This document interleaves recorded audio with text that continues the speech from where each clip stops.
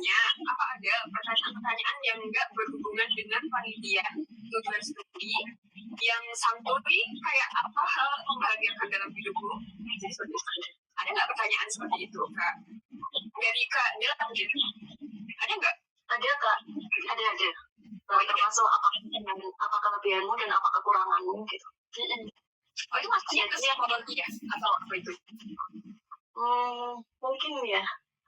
Mungkin nanti yang akan menilai adalah di aspek psikologinya, dari orang psikolognya yang akan menilai. Kalau yang saya rasakan itu pertanyaan terkait kelebihan dan kekurangan. Hati-hati. Jadi ada beberapa orang itu menyebutkan kelebihan tapi tidak sinkron dengan kekurangan. Dia menyebutkan kelebihan saya adalah dapat bekerja bekerja tim, misalkan seperti itu, mudah beradaptasi, bisa bekerja dengan tim. Kemudian coba sebutkan kekuranganmu apa. Saya itu kalau bekerja harus menyendiri. Nah ini kadang ada yang menangkap kontras ya, apa kelebihanmu dan kekuranganmu itu nanti dikejar terus biasanya. Itu kemudian pertanyaan apa hal yang paling menyedihkan itu tadi yang saya bilang, terjebak dengan pertanyaan reviewer yang nantinya kamu jadi kotor gitu. Tapi kamu harus tetap menguasai dirimu ketika sekalipun kamu menceritakan hal yang kamu anggap itu paling buruk di dalam hidupmu gitu. Saya juga dapat pertanyaan itu saat itu memang membuat emosi kita itu terkuras gitu. Pengennya tuh makan emosi jawab itu. Saya dapat pertanyaan yang paling membuatmu sedih dan saya jawab. Saat pertama masuk kuliah semester 1 IPK saya bahkan tidak sampai 3 gitu. Jadi saya merasa sangat down karena ketika saya sekolah dari SD sampai SMA tidak pernah 3 ranking kan. Kalau masuk kuliah IPK saya tidak sampai 3 dan itu nilai dikirim ke rumah, tidak hanya saya yang mendapat tapi itu dikirim di rumah. Otomatis orang tua saya kaget kok bisa gitu kan, semua mempertanyakan dan di situ saya merasa gimana ya, down lah. Apakah saya jadi pikirannya tuh kemana-mana, apakah saya salah ambil jurusan atau apa gimana nantinya masa depan saya gimana, pokoknya pikirannya saat itu adalah sangat kacau, sangat turun begitu. Tapi kemudian saya menutup saya ingat saya menutup pertanyaan itu dengan jawaban, tapi sekarang saya tahu kekurangan saya ternyata menjadi kelebihan potensi yang bagus buat saya. Ketika saya tahu kalau nilai saya itu jelek, bukan berarti hidup saya berakhir di situ. Saya harus berusaha jadi lebih baik, meskipun itu tidak mudah untuk bisa sampai akhirnya lulus dengan IPK di atas 3. Dan ternyata IPK saya yang tidak sampai kumlot pun bisa mengantarkan saya sampai tahap wawancara seleksi beasiswa ini. Itu artinya dengan kejadian terburuk dalam hidup saya pun saya bisa mengambil kebaikan gitu. Saya tutup dengan pernyataan itu. Nah itu mungkin yang membuat reviewernya juga ini anak kayaknya oke nih emosinya gitu. Gitu ya. Oke, jadi kelebihan dan kekurangan tadi pertanyaan selain akademik itu ada juga yang personal tentunya, termasuk kelebihan dan kekurangan, dan tips dari Kak Dela harus sinkron ya memberikan informasi kelebihan dan kekurangan itu. Dan kekurangan itu harus disampaikan dengan cara yang baik, misalnya dengan memberikan kebaikan atau hikmah kali ya, atau hal baik apa sih yang bisa didapat dari kekurangan teman-teman. Nah, pertanyaan terunik apa yang Kak Ibu punya dalam wawancara LPDP? Oke. Yang begini gitu. Ya, kalau hal unik, ya kalau ditanya hal unik, mungkin yang tadi, yang ketika saya itu nggak diberikan waktu untuk menjawab pertanyaan. Itu ada kayak 5-7 pertanyaan. Jadi pada waktu itu, kenapa kamu harus kuliah ke luar negeri? Itu pertanyaannya. Jadi baru saya jawab kayak gini, saya jawabnya, menurut saya, langsung nih, mereka potong dengan pertanyaan baru. Kan di Indonesia juga bisa. Terus mau kasih alasan kan, langsung dipotong lagi itu sampai 6 kali atau 7 kali gitu. Nah, posisinya pada saat itu, sebelum saya datang ke tempat wawancara, saya ditelepon sama tutor saya diingetin, Ikhwan, nanti kalau misalkan kamu sedang dipotong, kamu tuh yang diam, jangan sampai si interviewer yang diam.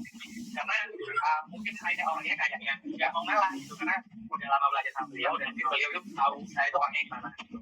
Makanya untuk anak-anak di BIN ya yang bakalan nanti ikut seleksi beasiswa PDP, khususnya di sesi interview, jangan memaksakan diri untuk terus ngomong. Lebih baik berikan kesempatan, karena ini kita kan sedang menjelaskan ke mereka, kita sedang meminta ke mereka, jadi tunjukkanlah attitude yang baik. Nah, kalau terkait dengan pertanyaan-pertanyaan yang tidak berkaitan dengan studi tadi, kebetulan kan di tahun terakhir kan tahun terakhir di mana ada sesi interview 2 kali, akademis sama kebangsaan. Nah, di kebangsaan itu saya juga sempat ditanya berkaitan dengan toleransi saya dengan non-muslim gitu, karena yang notabene saya itu berasal dari Aceh kan, mostly Aceh itu muslim ya, jadi kayak kemana-mana orang muslim. Nah, dia nanya, apa yang udah kamu lakukan untuk bertoleransi dengan umat non-muslim gitu. Nah, kebetulan pernah di Jawa, dia tinggal di asrama ya, campur ya, nggak cuma muslim. Saya jelasin apa yang saya lakukan gitu, kayak di hari Minggu misalkan saya nggak ada kegiatan dan saya sama sepeda, ya udah saya kasih sepeda saya dipinjam sama teman yang mau ibadah ke gereja, dan saya rasa itu adalah bentuk toleransi yang bisa saya lakukan pada saat itu. Gitu aja sih Kak Wirda. Baik, itu tadi ya pertanyaan yang non-akademik yang sangat mungkin diterima atau ditanyakan oleh wawancara. Masih ditunggu teman-teman yang kiranya mau bertanya ke Kak Dela atau Kak Ivan gitu. Oh ya, boleh. Jadi sebenarnya pertanyaan interview itu kan case by case ya, setiap orang itu beda-beda. Cuman kalau mau belajar ya bisa, tapi jangan menghafal jawaban. Jadi kayak lebih natural aja. Oh, kalau ditanya gini, kita udah tahu menjawab ini, tapi bukan yang template banget. Kita misalkan kayak rencana tujuan kamu apa setelah selesai studi gitu. Oh, saya akan melakukan ini, akan melakukan ini dan ini. Jadi setiap kita praktis, mungkin jawabannya itu akan beda-beda, bahasanya itu akan beda-beda, tapi intinya sama. Karena kalau kita hafal, kita tuh akan nge-black di depan reviewer. Gitu sih Kak. Baik. Di natural ya, kayak ngomong sama teman sendiri gitu saat wawancara. Ya, benar sekali. Iya, jadi kalau nanti tuh kelihatan loh teman-teman. Jadi nanti bakal diserang oleh wawancara. Kena mental deh. Jadi di natural, persiapan yang matang membuat teman-teman tenang, dan juga poin-poin ya, ini tips simulasi atau mock-up interview itu poin-poin yang perlu diperhatikan. Jadi bukan menghafal banyak paragraf gitu. Nah, berhubung kita belum mendapatkan pertanyaan lagi dari penonton, kayaknya kita tutup dengan dari Kak Dila dan Kak Iwan closing statement untuk para pejuang beasiswa LPDP ini, apa ya, buat yang nonton di sini atau nanti yang nonton asinkronus ya, nonton di luar live. Boleh dipersilakan dari Kak Iwan dulu, boleh silakan Kak Iwan closing statement-nya. Oke, closing statement dari saya, sebenarnya ini saya kutip dari kata-kata atau quotes dari tutor saya. Sebenarnya untuk mendaftar beasiswa ya, khususnya LPDP, kita tuh nggak perlu buru-buru. Karena yang paling penting kita tuh harus mempersiapkan diri kita. Istilahnya, beasiswa LPDP ini contoh itu akan selalu ada, dan yang paling penting adalah kita itu memantaskan diri kita untuk mendapatkan beasiswa ini. Salah satunya adalah mungkin yang mempersiapkan bahasa, ataupun yang tadi kalau memang teman-teman di sini sudah di tahap interview, ya lakukanlah vokal interview praktis dengan teman-teman, ataupun lakukan usaha-usaha lainnya untuk menunjukkan bahwa teman-teman layak untuk mendapatkan beasiswa ini. Pokoknya jangan buru-buru, teruslah memantaskan diri, kalau tiba baru datang. Gitu Kak Wirda. Baik, memantaskan diri ya teman-teman. Jadi bukan kompetisi dengan yang lain, tapi kompetisi dengan diri teman-teman sendiri. Gitu. Terus belum, ya menyesuaikan belum dengan requirement-nya dan bahasanya. Gimana dengan Kak Dila?